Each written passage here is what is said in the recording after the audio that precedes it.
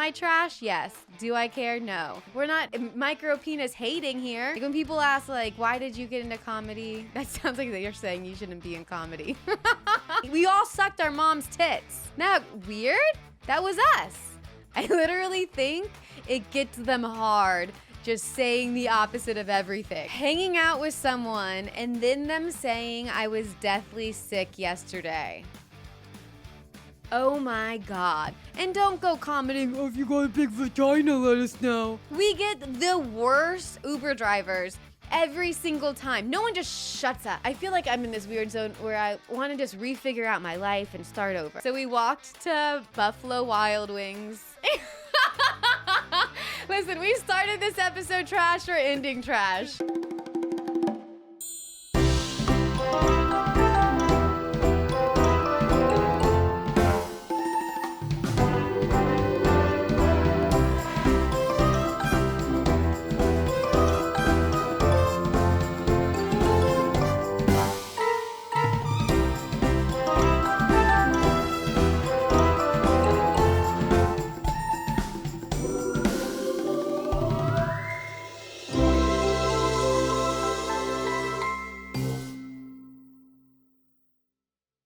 All right. Oh gosh, we're rolling.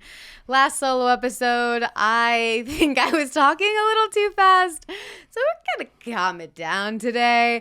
I was like, I can't have another Alani because I have a big show tonight that it's like really late. So I need my Alani then. This always seems like it's sponsors. It's not. But if you want to sponsor my podcast, great. This is Aspire. I've gotten like low caffeine energy drinks just so that I could drink more throughout the day. How about just drink water? No, I need, like, it's insane the feeling you get when you have a drink in your hand. That's the problem with alcohol, too. This is my non-alcoholic energy drink, non-alcoholic beers. I always just need to be holding a drink. I've got drinks everywhere.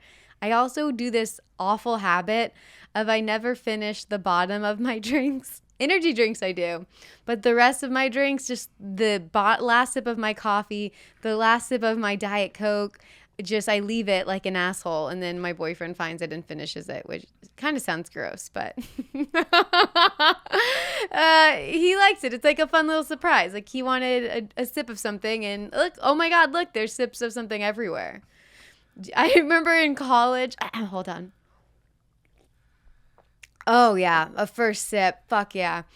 In college, how nasty was it when people would just go around and collect all the bottoms of beers and drinks or whatever and drink it? That's disgusting. The things that we used to do back in college. I mean, I don't think I did that, but I do remember people doing that. And there was a name for it, too. I forgot what it was, but there was some name of when you mix all the bottoms of drinks. Blech. I don't know why we would even do that when alcohol was like 25 cents when you went out to a college bar. I did do this thing I always think about at house parties, which that was my favorite, still is. I was thinking about it. Whenever the day comes where I get married, I just kind of want to have a house party, like a rager, like kegs and flip cup and beer pong. Am I trash? Yes. Do I care? No. Do I go to Cheesecake Factory as my nice dinner? Yes, I do. But a house party was the best. And this is the thing I did, because at the end of the night, the house party would always run out of alcohol. The keg would go dry and people's Natty Light cans were all gone. And they'd be like, oh no, I've only had 20 beers. I need to have more. And I put 2 behind the ranch. I made this up myself. I would always put 2 beers behind the ranch in whoever house this was. And when the alcohol went dry, I pranced my way over to the ranch and grabbed my 2 beers. No one ever looked behind the ranch, and every house had ranch because America. Just a little bit fun fact about me. So if you guys are young and still listening to this and go to house parties, or you're coming to my wedding in the future that's going to be white trash themed, 2 behind the ranch, that's where it's at. Or if you're ever stranded on a desert island with Mandy, know that she's hiding food and squirreling it away from the rest of you somewhere. Hey, it's everyone for themselves, okay? And in Mandy's world, it is. I put 2 beers behind that. That means 1 for me and 1 for a close friend. 1 for the bribe. 1 for, yeah. So you got to be smart, guys. It's all strategy out here. Especially when you're wasted. Your head's doing dumb things. So I'm trying to figure out how to connect with you guys. I don't understand. I put my Instagram into this calculator that was like engagement rate. It's awful. It's awful. And I just need to fix this. I need to engage with you all. I feel like in this industry, it's like I'm always doing shit nonstop. There's like no free time, but then I'm never doing enough. So the engagement thing, we got to figure it out. I'm so excited. I finally got you guys to submit your weekly wieners. I need you to submit every week. We all have them. Something that bugs you more than it should. As well as Misery Loves Company segment at the end where I'm going to read somebody's embarrassing story. But I love these weekly wieners I got today because I feel them so hard. This is just a pet peeve. Something that... But what? You feel these weekly wieners so hard. I didn't even realize I said it. Oh, man. Oh. These hard weekly wieners. These are hard weekly wieners. Weekly boners, if you will. Yeah, that's how good they were. All right, so this one was from my friend Grace, which I talk about Grace all the time. I did get other submissions, but Grace sent such a good one. Hanging out with someone and then them saying I was deathly sick yesterday. Oh my God. This grinds my gears so freaking bad. It's happened multiple times with one of my friends who's always sick. And I'm like, what do you mean you're sick? We were just hanging out yesterday. You've been sick? You didn't tell me you're not feeling well? That's not something that you hide from someone. That is something you say, I can't hang out. I don't feel well. You don't even hang out with someone if you're not sure if you're not sick.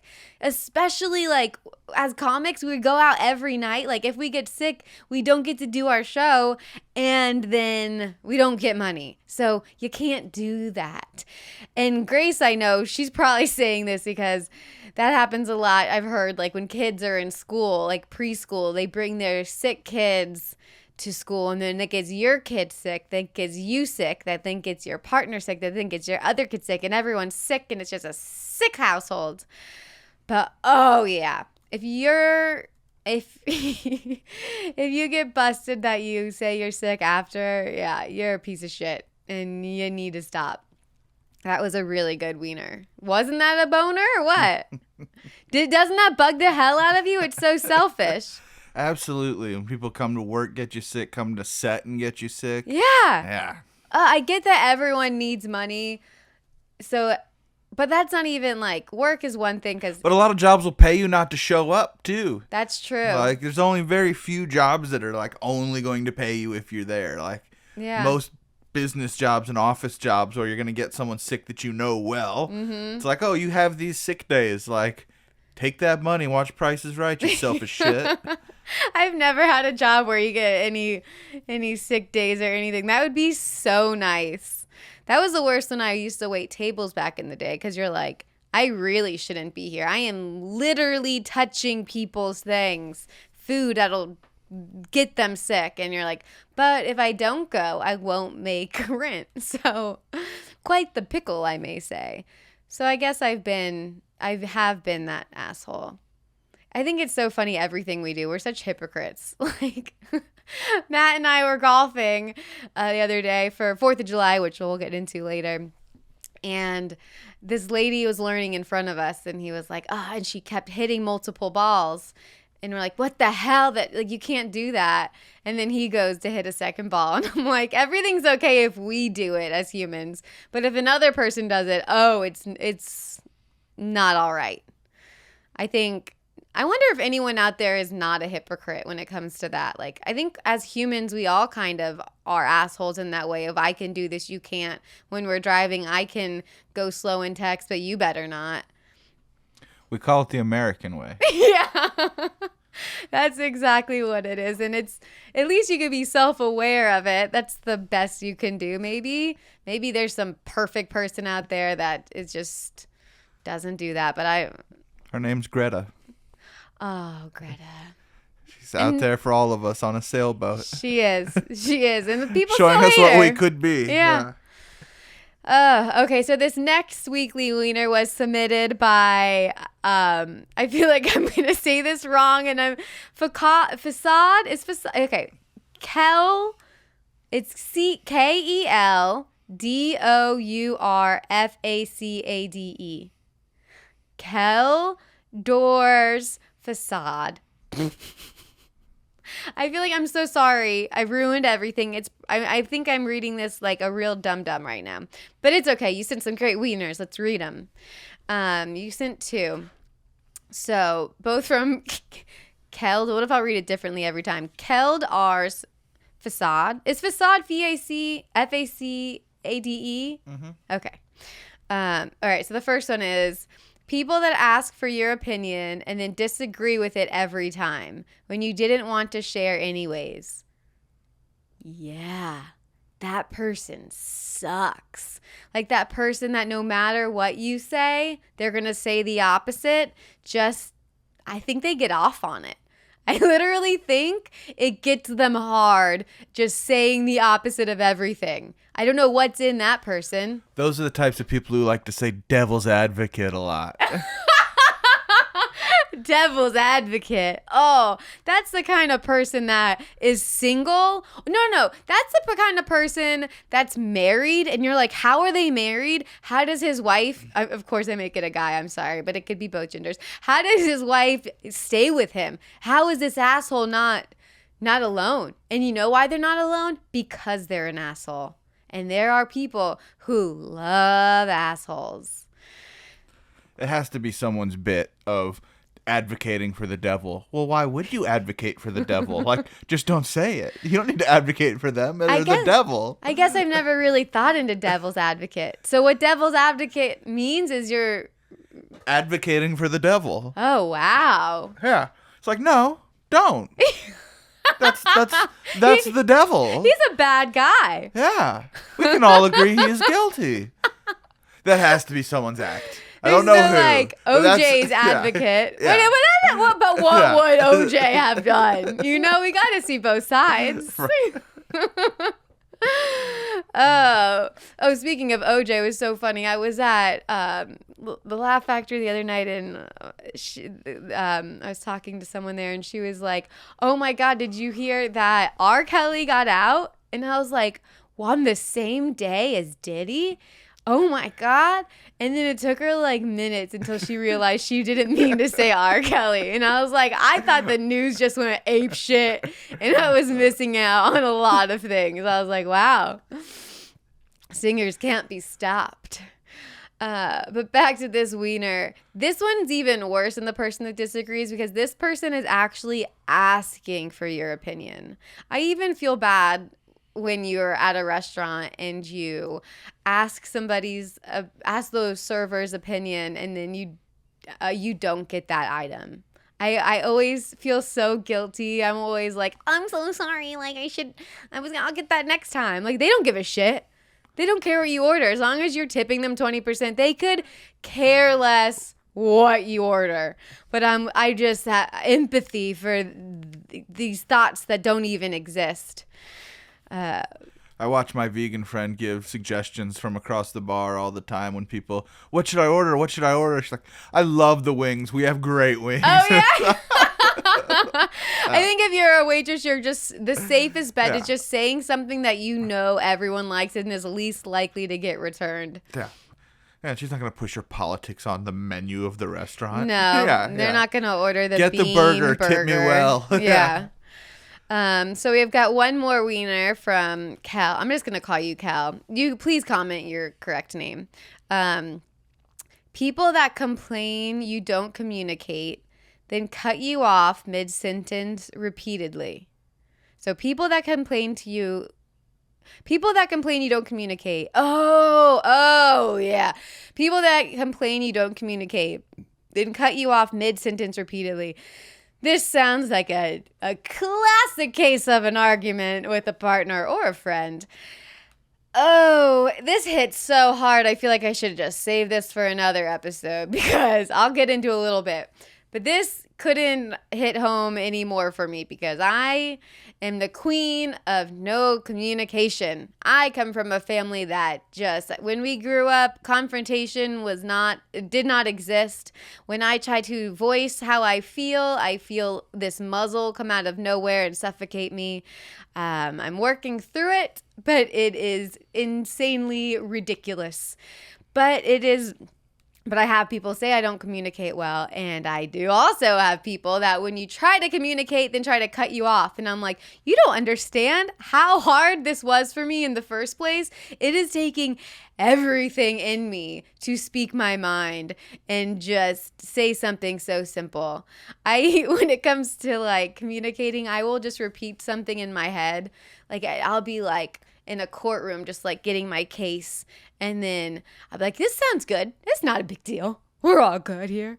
And then I go to say it, and it's just like, see you tomorrow. Peace. But yeah, people that cut you off mid-sentence repeatedly, let me say, I've been watching Love Island. And that's been happening a lot on that show. Not by everybody. But it is fun to watch couples argue from the outside and then just seeing how the communication gets lost and how they're all just not understanding what's happening and creating something that's nothing. And you're like, shit. At least with that, they can watch it back. It's crazy with Love Island that like these are people first of all, this is the first time I've ever watched it. It is insanely addicting. I go to sleep to it every night because it airs every night. I feel bad for the editors. It's every night besides Wednesdays. Someone has to watch through all that footage and edit that every night. The asses are great if you like butts. Big butt show. But the thought lately I've been having is it's so weird that like throughout your whole life, like these are 20-year-olds in your 20s, you were so weird. You were learning so much. You're making so many mistakes. You're so green with everything. And like thinking back now of like all of the things I did as a teenager, as in my 20s, I'm like, that was me? Like, I did that? Like, that's so embarrassing. That's like the thought where like, I sucked my mom's tit. Like, that was me. We all sucked our mom's tits. Not weird? That was us. At some point, I feel like every generation, like every 10 years, we should get like a refresh start. Like that doesn't count anymore because I'm in my 30s now. So whatever I did before that doesn't count. Like every decade, you get a fresh start. Like it's weird when I think about people I dated when I was younger. If I think about them now, I just imagine them being exactly how I knew them when I was in my teenagers or 20s. Like, that's who I know them as. There's no way they're that same person anymore, but that's who I know them as, and that's sadly who they know me as. Oh, isn't it weird to think about people, what do people remember you as? Like, when people ask, like, why did you get into comedy? That sounds like you're saying you shouldn't be in comedy. No. Oh, maybe it does mean that, but I don't think so. But when people go, like, what made you do comedy? Were you always funny? Or, like, were you funny in high school? I don't know. I really can't remember shit. I don't know what I was like. But these little 20-year-olds on Love Island, they are going to have everything out there for everyone to see for the rest of their lives. That's tough. I hope that they get out of there. Okay. So this has been June. I'm so happy June is over. June was just non-stop. I was so excited for June because it was my birthday month. I went on a cruise and then it just didn't stop. Like, the month just kept getting busier.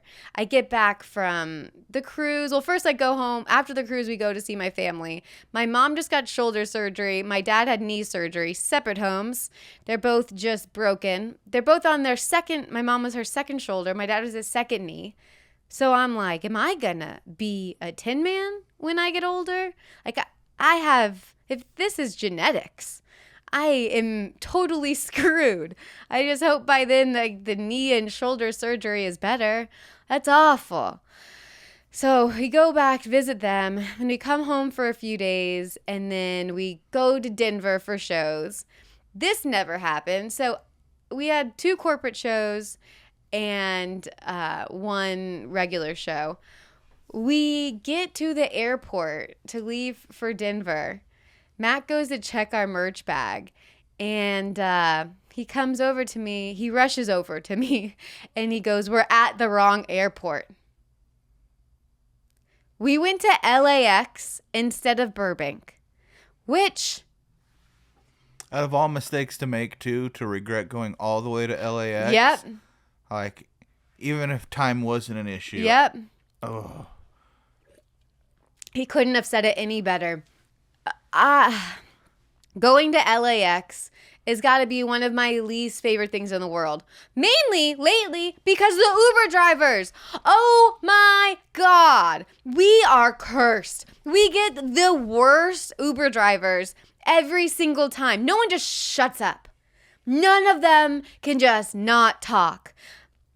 And I'm like, do they repeat these stories all day? I know when I get out of an Uber, their entire life story. I know.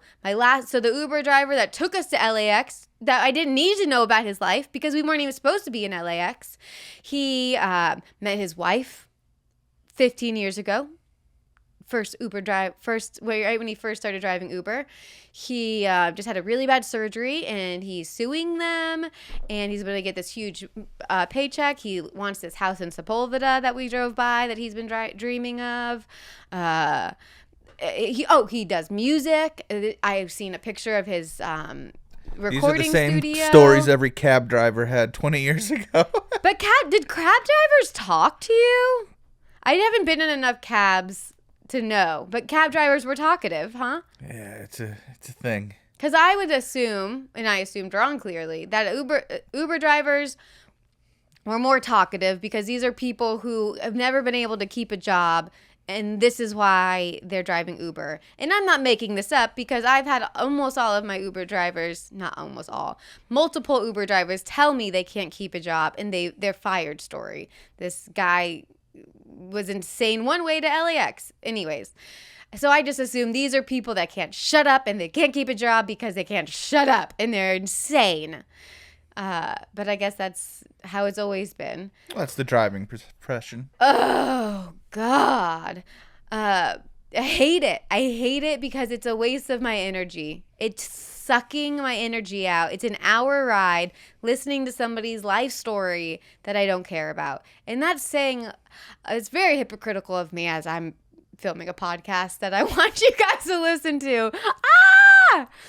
But I didn't get into the Uber for the story. I got into the Uber to get from A to B. So anyways, longest talkative ride. That guy was nice. A lot of the times they're nice. Sometimes they're just awful and weird and terrifying. And there's multiple Ubers where I think I may not make it home as well. But all in all, I've been safe somehow. So we get to LAX. We're like, we gotta go.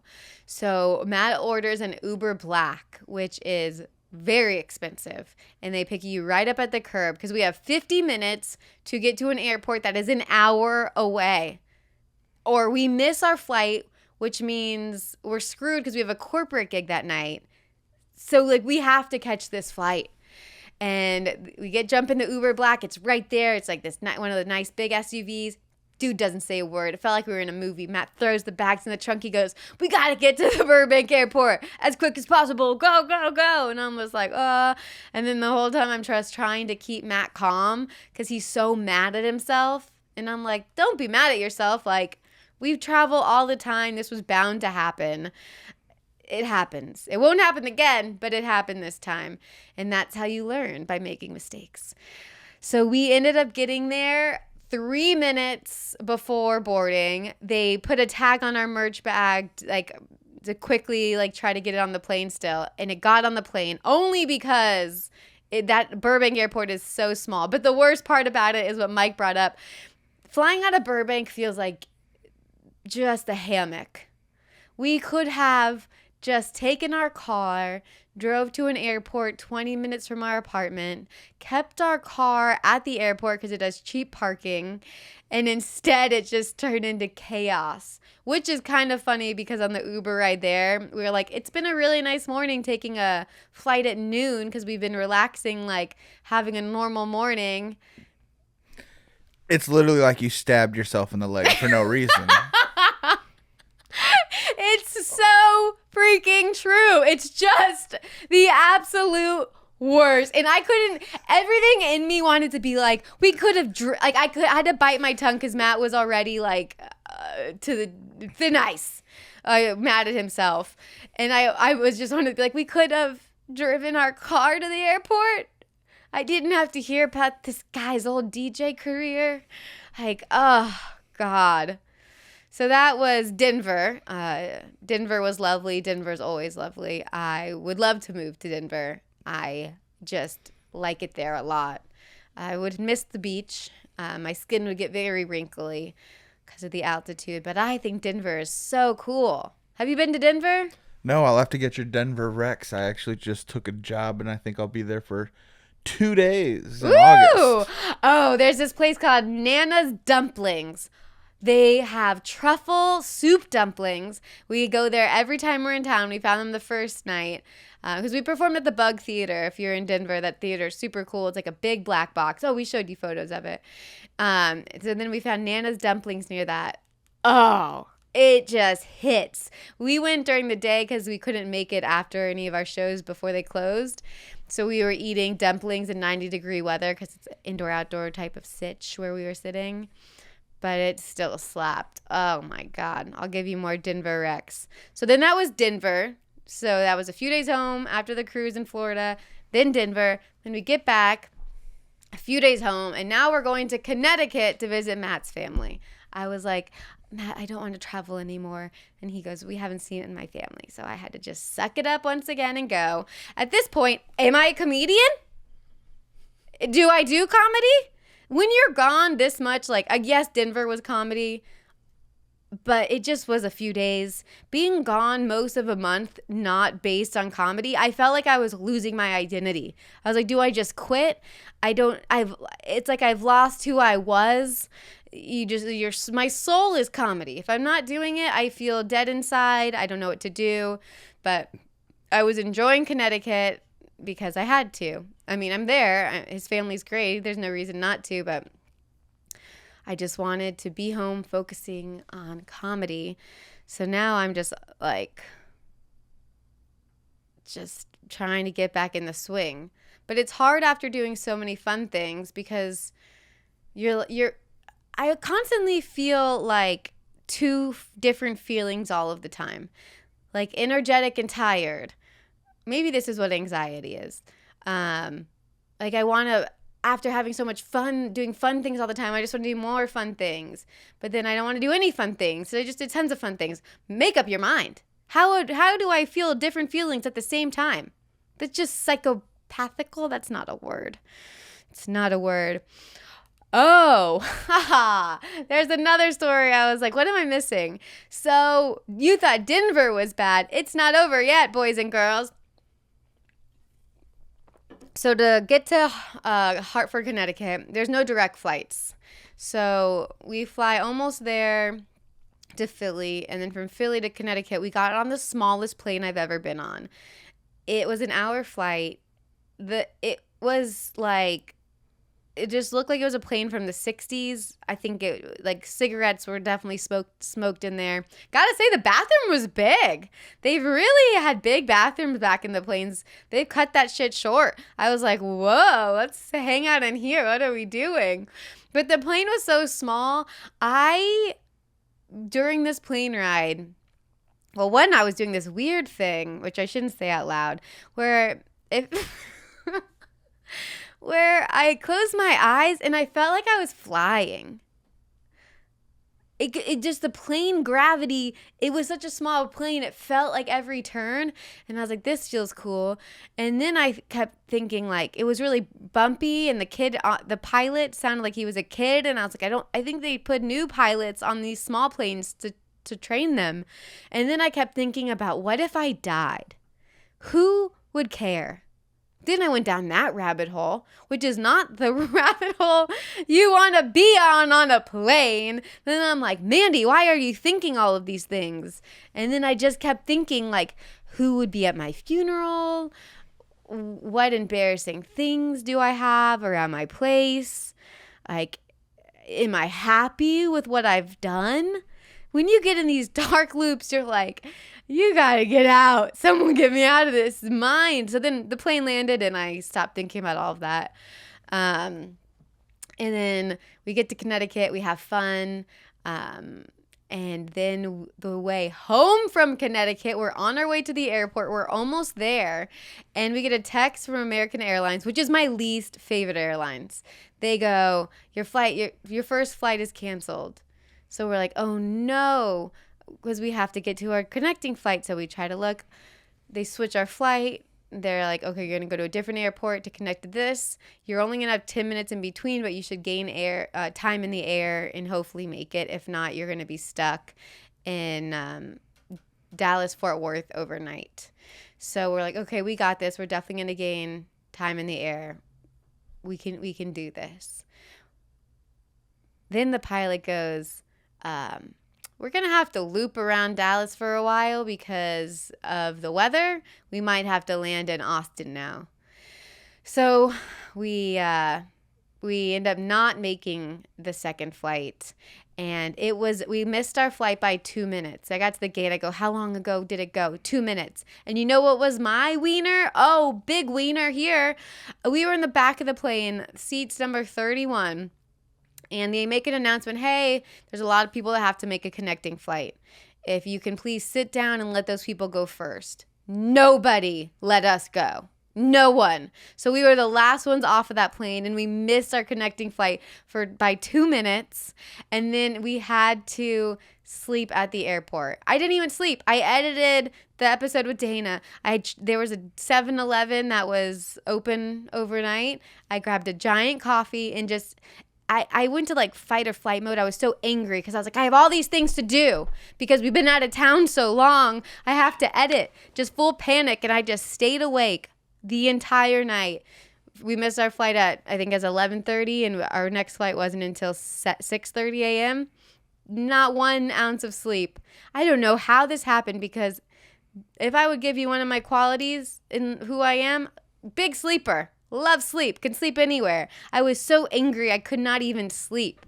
Have you ever had to sleep at an airport or like overnight? Yeah. Once at LAX, I got there way too early thinking that they would let you in, and they actually don't. Oh, there's like a dark hour at LAX where they won't let you in if you get there too early. I thought I was going to have a friend drop me off at like 2 a.m. for like a 5 o'clock flight or something like that. No. And they were like, they make you just stand outside from 2 o'clock till 5 o'clock to when they let you in to start doing shit, which was insane. But then also, once in Canada, I missed a flight, but this Whistler or whatever, they had a airport hotel. Really? Which is pretty dope. So we just stayed at the hotel at the airport. Oh, that would be nice. So convenient. Yeah. I looked up, they gave us the vouchers. American Airlines gave us the vouchers to get at a hotel that night. So messed up. They were like, first of all, $40 Ubers away when they looked it up. And then they were like 1-star Roach motels. And I was like, well, we're not going to do that. Because I read all their Yelp reviews and it was like, just stay at the airport. Don't do this. I am grateful, I guess, to say that the part of the airport where our missed flight was like a really nice airport. Tons of people were stuck there, and having the 7-Eleven open 24/7 made it feel less eerie. Time doesn't exist at the airport. It's weird. Like, you can just go into a daze phase, and it's just time passing until the next thing. I was able to do that, and I thought it was weird. Same feeling you get on the plane. Like, if I can just zen out, like, I'm not going to fall asleep, but I'm going to be out of it enough to where, like, let's just get through this. And if we die, we die. Yeah, so that's pretty much happened there. This month was just a lot. And then I got asked to do a taping at the Laugh Factory last Thursday, and I shouldn't have said yes because I was out of town all month. And I said yes because it was a big opportunity for me, and the taping went okay, but I was just angry because I was like, it would have gotten so much better if I wasn't gone all month. I think being a creative is just you're gonna be mad at yourself I'm just mad at myself all of the time. So mad at myself. You know, what are you gonna do? Oh yeah, there's this coffee place in Florida that my mom always goes to called Cali Coffee. And the workers there, when you go, they go, "What are you up to today?" I think you've crossed the line for me. I think that's too much. Don't ask me what I'm doing, you creep. Is there anything else I missed? Oh, I will go back to that later. Yeah, just an insane month. Identity crisis, yada yada. Thought I bombed the Denver show. I listened back to it. I actually liked my set. I was so in my head after I got so high. I got off stage, called my brother, full panic attack. I don't know what happened. Got higher than I've gotten in a long time because I said, "See you later, world." Then I watched a set back and I didn't even have a problem with it. Gummies, pen, what was it? It was the pen, but hit it a lot more than per usual. I thought maybe in Denver you found a reason to get crazy. I should have, but it was just my personal stash. Since they legalized way after Los Angeles did, I still think they kind of go about it as like a crazy extreme way where LA is kind of like over weed being like too cool or too much of an extreme sport. Some reason in my head I thought that Denver was like one of the first places. I mean, it's always been like kind of cool with people in the Boulder area and stuff like that, but not like as much for sale where the government's literally like, "Oh, well, okay. We'll take your tax money." Yeah. All right. Well, last thing I'll say here is 4th of July just happened. And I was saying on the 4th of July episode, I always hate every 4th of July. So this 4th of July, we just did our own thing. I was like, yeah, all of our friends are out of town. I don't want to be the extra person in someone else's friend group. We just had our own day where we went golfing. Then we went home. We barbecued burgers, smash burgers. And by we, I mean Matt did. And then we were like, we want to get out of the house and have a drink. And then we walked. And we're like, we have no local bars. I wish there was a local. You have great local bars near you. We don't have any. We're in like Hollywood, West Hollywood area. So we walked to Buffalo Wild Wings. Listen, we started this episode trash or ending trash. We're like, who's going to be in here? Picked up a 6-pack of Boneless and couple tall boys. Yeah, had ourselves a night. And it was great. The drinks at Buffalo Wild Wings are so cheap. Like a cocktail is $8. For like a Patron margarita, $9. Our Trulies on draft, which if you never had a seltzer on draft, do it. It's like they hit so much harder. Probably got that extra syrup. You get the extra syrup, a little bit more per ounce. Like you're feeling good. $6 per Truly. Come on, what are you doing? Why are we going to these fancy places? So that was fun. I feel like I'm in this weird zone where I want to just refigure out my life and start over, but like by doing the same things, like with my jokes, with the podcast. You guys need to interact. We gotta figure this shit out together because I'm not stopping. I just feel like I'm not doing enough. I'm doing too much. I'm doing everything. We're gonna figure it out. That's what this month is gonna be for. And what I'm hearing is she wants to make all the same mistakes again. No, please don't say that. Please don't say that. We've got 2 more things. What time are we at? It's going so quick. 40. Oh, no. Okay, we got 1 more thing. And then in the Patreon, we're going to do Misery Loves Company, the weekly Wiener submission. But let's end with our Clickbait Corner. Okay, get ready.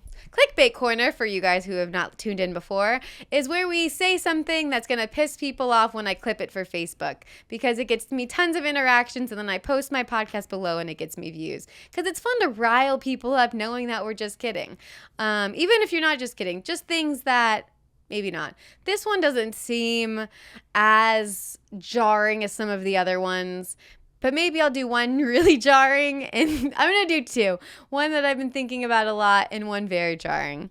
What do you want me to start with, Mike? Jarring. Guys, if you have a micro penis, warn us. We can't just go down and see nothing. You gotta, I know it's an awkward conversation, but trust me, from the female perspective, get it perspective? I didn't mean the pun. From the female perspective, we want to know. It doesn't even, like, we're going to find out one way or another. I think we'd all just like to be warned. We're not micro penis hating here. If you have one, cool. Whatever. Most girls don't come through dick sex anyways. That's what they call it. So it doesn't matter if you have a micro penis, but warn us. Everyone deserves a little warning. And don't go commenting, oh, if you got a big vagina, let us know. Vaginas aren't as stretchy as the penis. There's not as bigger of a difference. I don't think there are. I've never had a penis to put in a vagina, but I really think that it makes less of a difference. So don't comment that. That's my first one. And then the second one is, okay, guys, if you're at a restaurant, guys, if you're at a restaurant and the table they bring you to is half booth, half table, let the female sit at the booth. We all know we both want the booth. The booth is the way better side of the table. But the girl gets the booth because we get to put our purses there. We also have cuter butts that need the cushions, and we also just deserve everything that's more gentlemanlike. So give the girl the booth. Oh, I get so annoyed if a guy takes the booth. That is... Maybe that's messed up and the guy should be able to sit on the booth. But I think as a female, it's tough out there, you know? Let us have a cushioned ass. Guys, just have to be self-aware. Be a gentleman. That's all I got to say. All right, go to the Patreon where we're going to read someone's miserable story for Misery Loves Company. I got to burp. Okay, bye.